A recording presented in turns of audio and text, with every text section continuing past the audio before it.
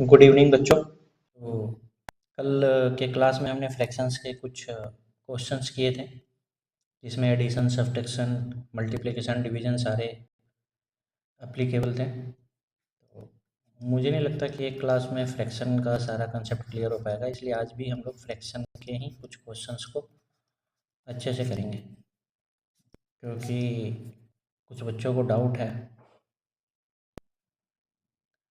वो क्या कर रहे हैं कि न्यूमरेटर और डिनोमिनेटर को जैसे कि 3/5 + 6/7 दिया जाएगा, तो डायरेक्ट ही जोड़ दे रहे हैं। 3 + 6 9 और 5 + 7 12 कर दे रहे हैं। 9/12 आंसर नहीं, ये गलत है, ऐसे नहीं। जब भी प्लस का साइन दिया हुआ है या माइनस का साइन दिया रहेगा तो हमेशा एलसीएम ले करके ही न्यूमरेटर को जोड़ना है, क्योंकि जब तक डिनोमिनेटर हमारा सेम नहीं होगा तब तक हम लोग न्यूमरेटर को जोड़ नहीं पाएंगे। तो हमारा एक नोट्स बन जाएगा आज का, व्हेन डिनोमिनेटर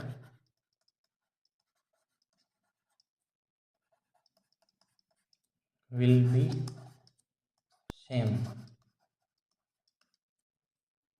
then only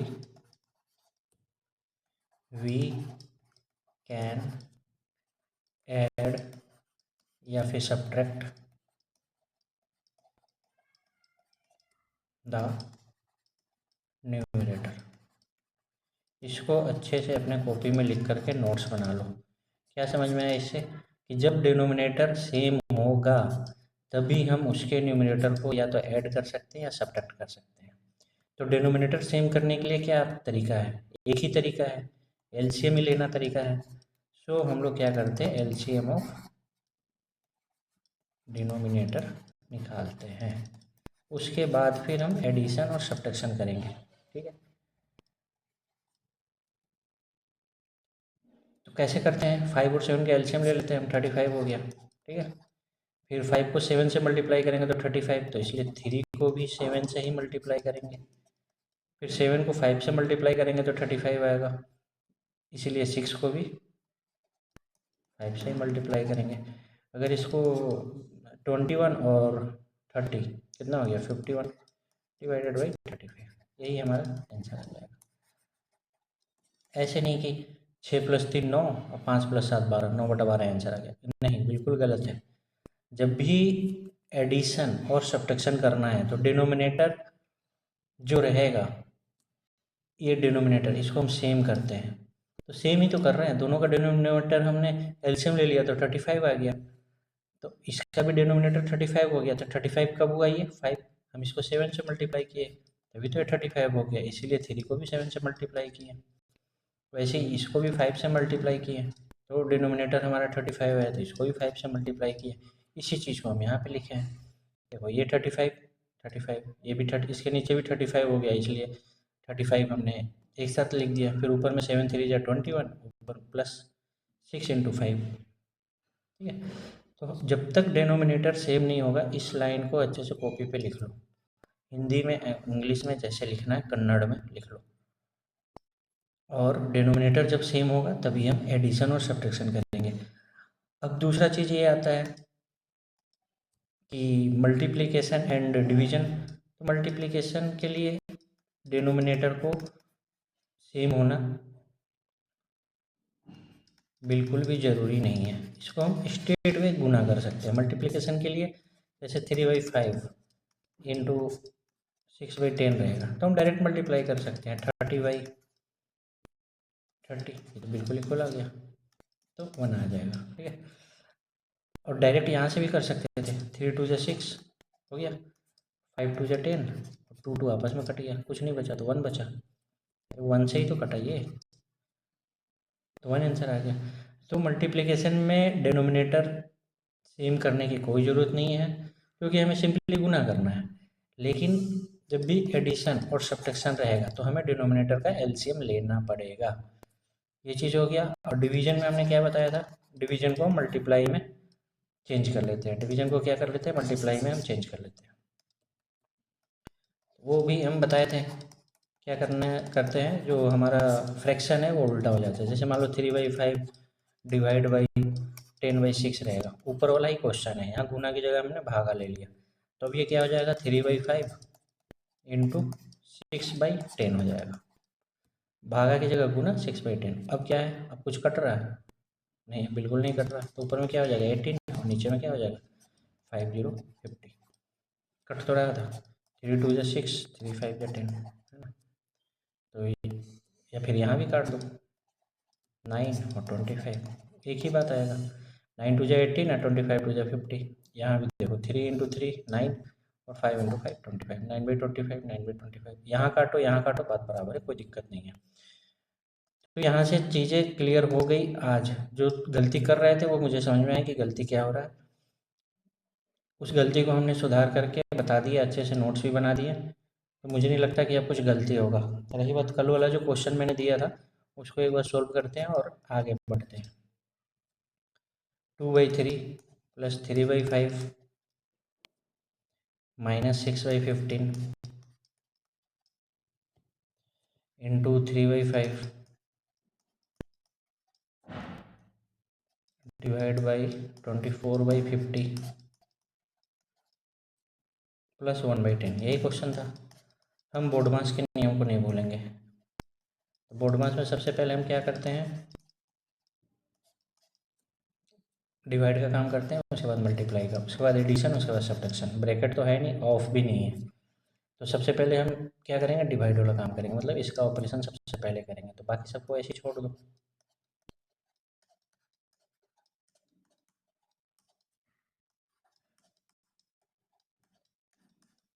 3/5, अब ये जो डिवाइड का साइन है क्या हो जाएगा, मल्टीप्लाई हो जाएगा, और ये आपस में पलट जाएगा, 50/24 हो जाएगा प्लस 1/10।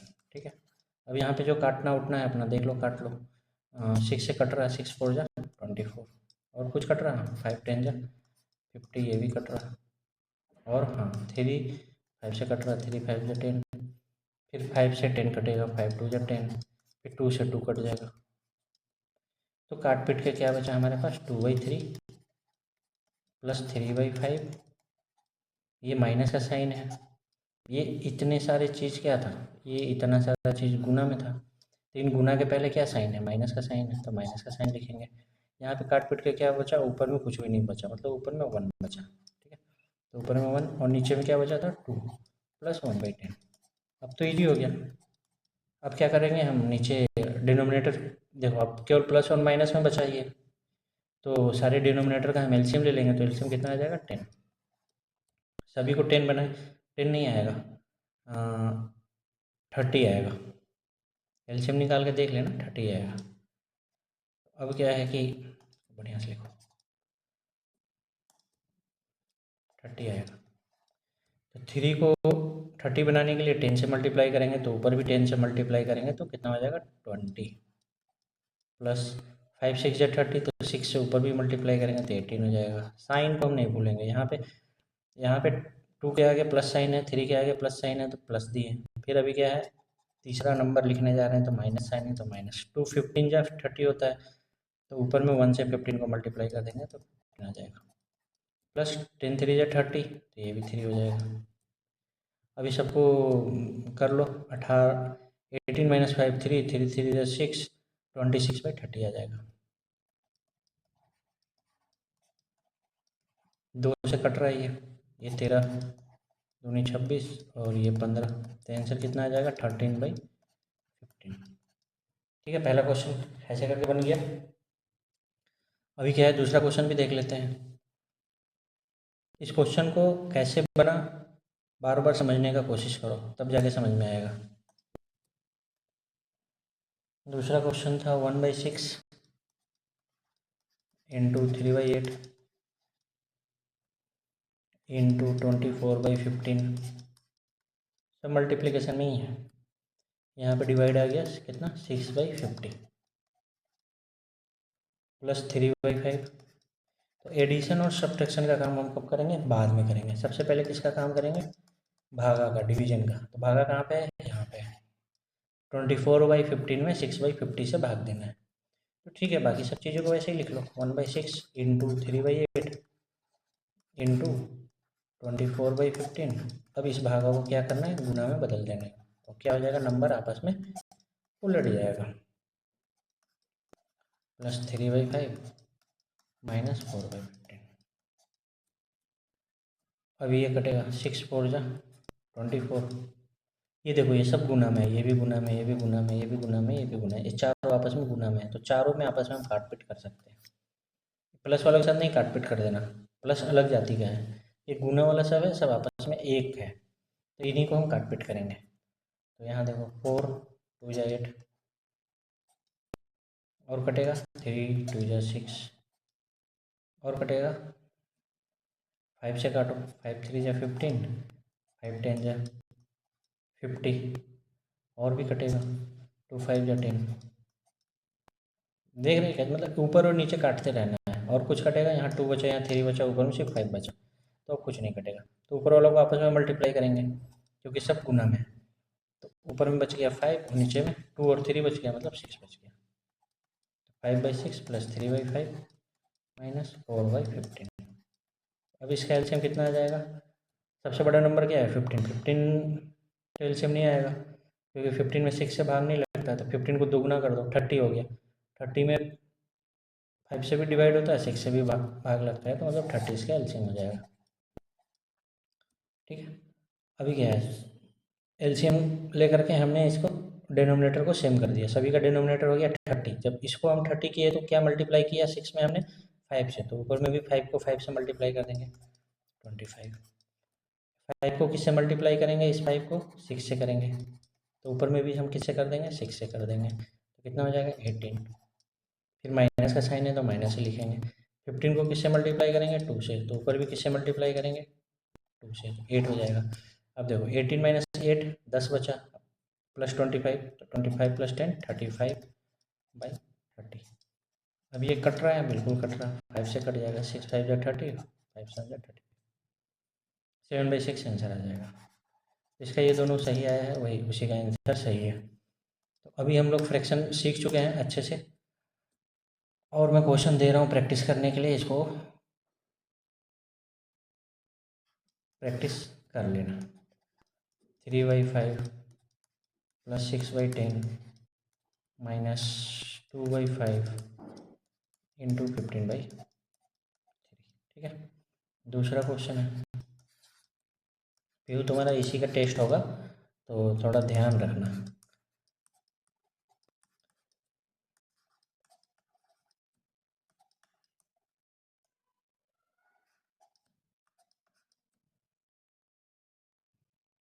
+2 और ले लेते हैं, 5/6 ले लेते हैं। अभी देखो ये जो डिवाइड बाई 2 है ना, तो ये चेंज होकर के ये क्या है 2/1 है, 2/1 है ना ये, तो 1/2 हो जाएगा ये। और एक क्वेश्चन लिख लेते हैं, 3/5 13/5 करो, 3/5 बहुत हो गया, -7/50 + 3/25। ठीक है, ये किए क्वेश्चन करो, और एक ये और छोटा सा दे देते हैं 7/2। तो एग्ज़ाम में छोटा छोटा ही आता है, हम बड़ा बड़ा इसलिए कराते हैं ताकि अपना रिवीजन बना रहे। 4/24 कर लो, एक और लिख लो, 5th क्वेश्चन, 3/8 + 2/4 -6/12। ठीक है, ये पांचों क्वेश्चन करना, ये पांचों क्वेश्चन करने से थोड़ा सा आइडिया क्लियर हो जाएगा।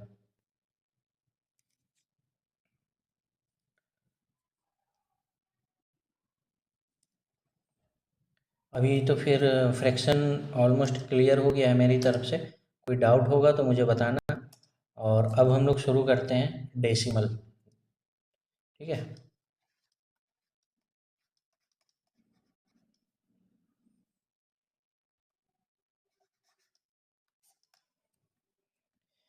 तो डेसिमल मतलब क्या होता है, अच्छा इसके पहले एक चीज़ और देख लो, जैसे कि कोई फ्रैक्शन होता है, तो फ्रैक्शन को हम लोग ऐसे भी लिखते हैं, जैसे कि 3/4/6, तो इसको तोड़ने तो आता है ना, इसको हम लोग ऐसे तोड़ते हैं, ये दोनों आपस में मल्टीप्लाई हो जाता है और ये दोनों फिर प्लस हो जाता है, मतलब कि देखो इसको हम ऐसे लोग ऐसे करेंगे 3 × 6 + 4 डिवाइडेड बाई 6 कर देंगे, ठीक है। तो ये कितना हो जाएगा 18 + 4 22, 22/6 हो जाएगा। ये कट के 2 से कट रहा है तो 11/3 आ जाएगा। वैसे ही मान लो कोई नंबर रहेगा 5/4/7, तो ये कितना हो जाएगा 5 और 7 मल्टीप्लाई होता है, नीचे क्या रह जाएगा 7 ही रह जाएगा, डिनोमिनेटर चेंज नहीं होगा। तो अच्छा ये हो कैसे रहा वो भी हम बताएंगे। तो ये कितना हो जाएगा 5 × 7 + 4, तो 5 7 जा 35 + 4 39/7। अब ये हो कैसे रहा है, जैसे कि हम लिखते हैं 4/1 4:1/3, ठीक है। एक्चुअली में इसका ये मतलब है 4 + 1/3, बस यही इसका मतलब है, इसका और कोई मतलब नहीं है। तो इसको हम लोग ऐसे, फिर अब क्या है इसके नीचे 1 है तो एलसीएम ले लो, एलसीएम कितना आ जाएगा 1 और 3 का 3 एलसीएम आ जाएगा।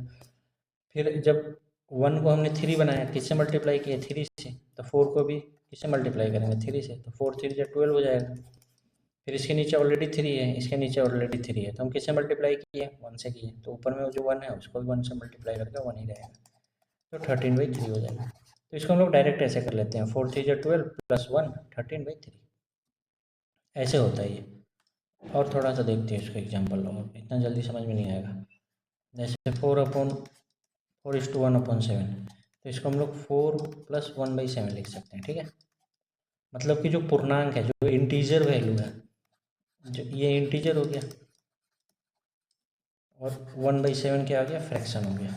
तो इन दोनों को हम अलग अलग लिख सकते हैं, ये बाद में मैथ बनाने में बहुत काम आएगा। तो ये कितना हो जाएगा 4 7 जा 28 + 1 29/7, डायरेक्ट यहीं से देख करके समझ में आ गया कि ये 29/7 के बराबर है। और यहाँ से भी देख सकते हैं, आप क्या करेंगे 4 के नीचे 1 है तो 1 और 7 का एलसीएम 7 हो जाएगा। तो 1 को हम किससे मल्टीप्लाई किए 7 से, तो 4 को भी किससे मल्टीप्लाई करेंगे 7 से ही करेंगे। प्लस 7 को हम 1 से मल्टीप्लाई किए तो ऊपर में 1 है, इसको भी 1 से ही मल्टीप्लाई करेंगे, तो कितना हो जाएगा 28 + 1 29/7 हो जाएगा। तो ऐसे करके हम लोग इसको जोड़ते हैं। तो इसके बेसिस पे एक क्वेश्चन देखते हैं, फिर आज डेसिमल नहीं करते हैं, कल करेंगे। इसके बेसिस पे भी एक क्वेश्चन देखते हैं, 2-3 क्वेश्चन देखते हैं। जैसे 3 अब, क्योंकि ये भी बहुत ज़रूरी है, +2/1/6 -3:1/4 लिख लो, ठीक है। अब इसको सोल्व करने के लिए दे देगा एग्ज़ाम में, पेपर में, तो कैसे करेंगे 2 तरीका है। तो 2 तरीका है, तो एक पहले हम लोग इधर सीखेंगे, एक उधर सीखेंगे, दोनों अच्छा अच्छा तरीका है। पहले में क्या करेंगे हम लोग इंटीजर को हम शॉर्ट में लिखेंगे, इंटीजर और फ्रैक्शन दोनों को अलग अलग करके कर लेंगे। और दूसरा तरीका में क्या है कि हम क्या इस जो पूर्णांक में दिया हुआ है इसको हम लोग स्टेट में तोड़ देंगे, किसमें फ्रैक्शन में, मतलब इसको हम लोग डायरेक्ट फ्रैक्शन में कन्वर्ट करके फिर जो करना है कर लेंगे, एडिशन मल्टीप्लिकेशन जो भी दिया रहेगा क्वेश्चन में। तो पहला पार्ट ये हो गया कि हम लोग इसको क्या कर लेंगे फ्रैक्शन, इंटीजर और फ्रैक्शन में तोड़ेंगे। तो 3/1/3 को हम लोग कैसे तोड़ेंगे 3 + 1/3, ठीक है। वैसे ही इसको कैसे तोड़ेंगे 2 + 1/6। अब ये देखो ये माइनस साइन है, ये जो माइनस साइन है ना ये दोनों के लिए लगा हुआ है, तो माइनस रहेगा 3 और -1/4 होगा। ये नहीं कि 3 को माइनस में लिख दिया और 4 को ऐसे लिख दिया, ठीक है ना, समझ में आ गया। ये दोनों के लिए ही माइनस रहेगा।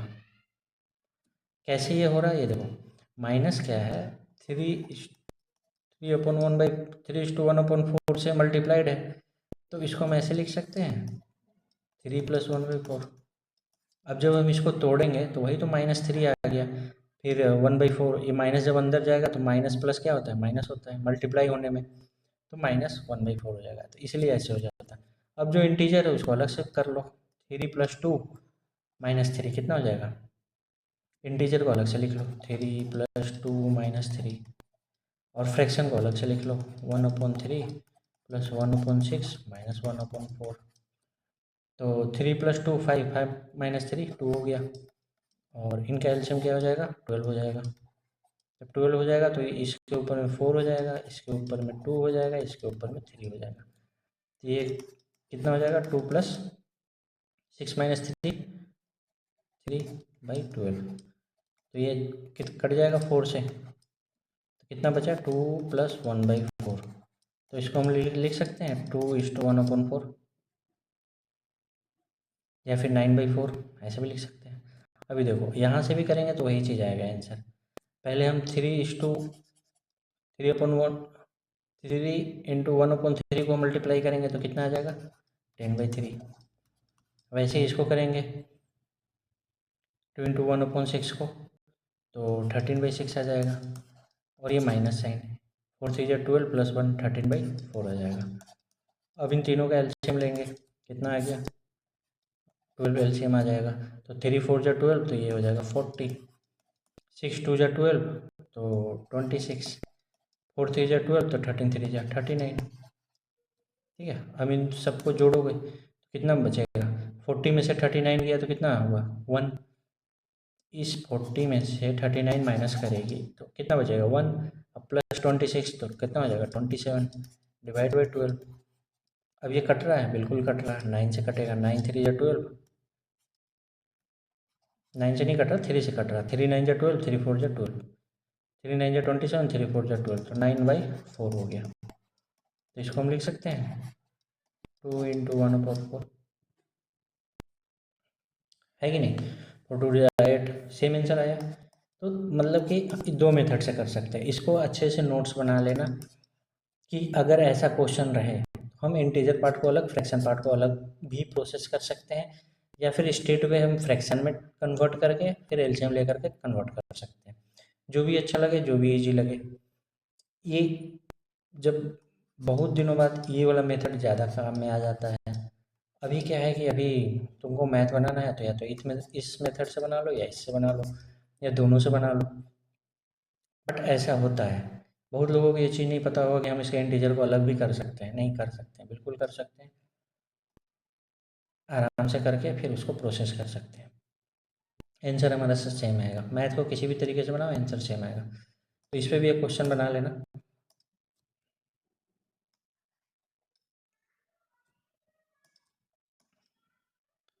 होमवर्क हो जाएगा।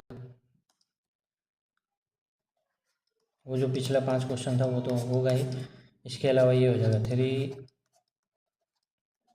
+ 6 1/7। ठीक है, इतना ही करो। और दूसरा भी लिख लो 4 1/9 + 3 3। ठीक है, इसमें माइनस भी कर लो एक, हाँ 9 और 3 का एलसीएम तो 9 आ जाएगा, तो 9 का एलसीएम ही रहने दे, या इसको 36 करने के लिए 12 कर लेते हैं, 5/12। इन दोनों क्वेश्चन को भी बनाना। ठीक है, तो फिर अगर ये दोनों क्वेश्चन बन गए और वो पांचों क्वेश्चन बन गए, कल जो 2 क्वेश्चन थे, अगर ये सारे चीज़ें बन गए अच्छे से बिना किसी डाउट के, और प्रैक्टिस करते रहोगे, तो कभी भी मैथ में अब बिल्कुल भी प्रॉब्लम नहीं आएगा। ना इंटीजर में, ना फ्रैक्शन में, ना मल्टीप्लिकेशन, किसी चीज़ में कोई प्रॉब्लम नहीं आएगा। बेसिक पूरा अच्छे तरीके से कंप्लीट हो गया। अब क्या है कि इसको हम डेसिमल एक सीख लेंगे तो हमारा पूरा मैथ अरिथमेटिक पार्ट कवर हो जाएगा। फिर हम लोग अच्छे अच्छे क्वेश्चन का प्रैक्टिस करते रहेंगे तो सब सही लाइन पे आ जाएगा। फिर हम लोग आगे बढ़ जाएंगे, हम लोग इंतज़ार नहीं करेंगे किसी चीज़ का, हम लोग आगे बढ़ जाएंगे, क्या चीज़ सीखने लगेंगे, थोड़ा सा परसेंटेज सीख लेंगे और प्रॉफिट एंड लॉस सीख लेंगे। ठीक है, ये 2 चीज़ हम सीख लेंगे, percentage and profit and loss. Profit and loss ना भी सीखे तो कोई बात नहीं, परसेंटेज सीख लेंगे, क्योंकि परसेंटेज फ्रैक्शन और डेसिमल दोनों से रिलेटेड है। तो अभी हम लोग डेसिमल सीख लेंगे, उसके बाद परसेंटेज करने लग जाएंगे। कुछ भी हार्ड नहीं है, ये भी बहुत ईजी है। ठीक है, अपना होमवर्क बनाओ, प्रैक्टिस करो। Okay, bye.